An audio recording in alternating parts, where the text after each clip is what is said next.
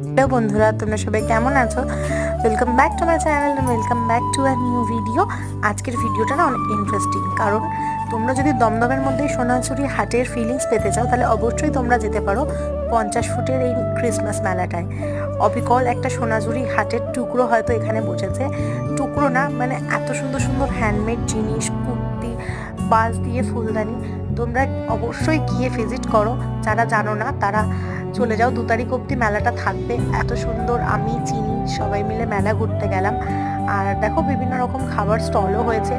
তো আমি তো টি লাভার, তাই আমার তন্দুর চা মাস্ট খাওয়া। তারপরে দেখো কি সুন্দর নার্সারি।